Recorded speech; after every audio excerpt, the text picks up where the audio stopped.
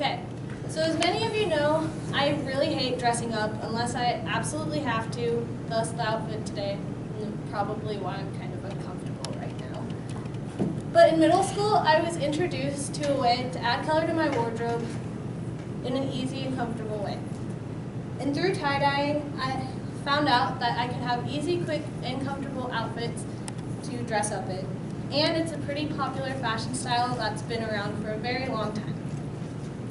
If you tie-dye all the time like I do, you'll learn that it's not only a fun activity to do by yourself, but you can do it with your friends and have an enjoyable time.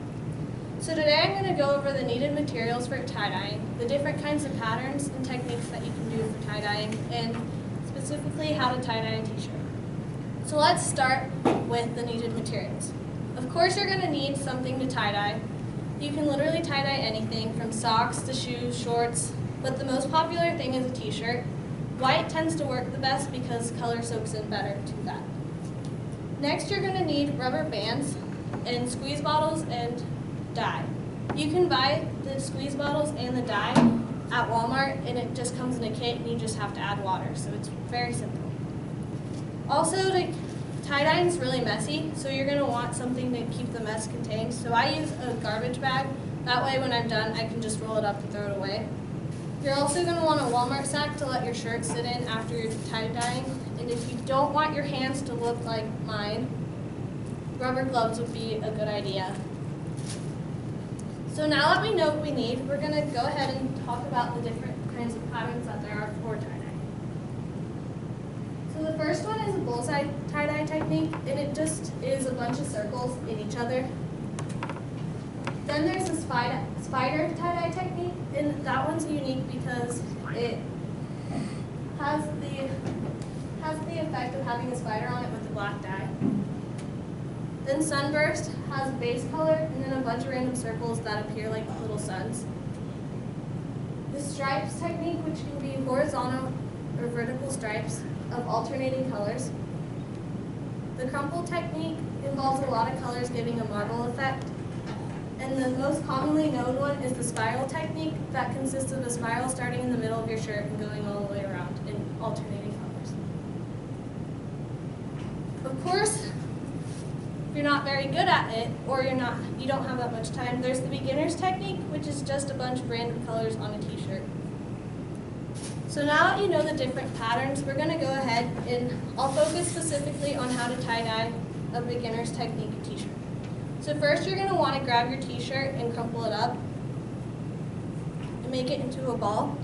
And then when you're done with that, you'll put the rubber bands on it to hold it in its shape. It's okay if some of the t-shirt's protruding because that way the color will spread out more evenly. Then you'll tie-dye your t-shirt.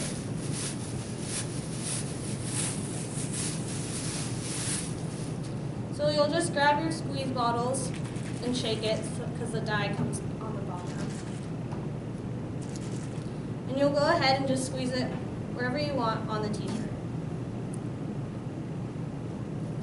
You'll also want to make sure to get into the middle of the t-shirt and stick the edge of your squeeze bottle in there so that it gets into the middle since it's tied up.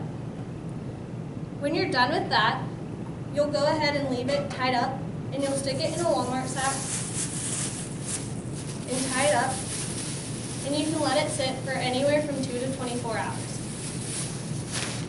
It tends to work better when you leave it to sit 24 hours because the colors soak in better. Once you're done letting your t-shirt sit, you're going to go ahead and take your t-shirt out of your bag and unravel the rubber bands.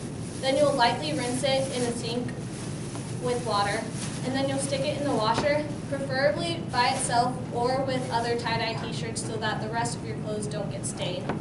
And then you'll go ahead and dry it, and that's how you tie-dye your own t-shirt like so.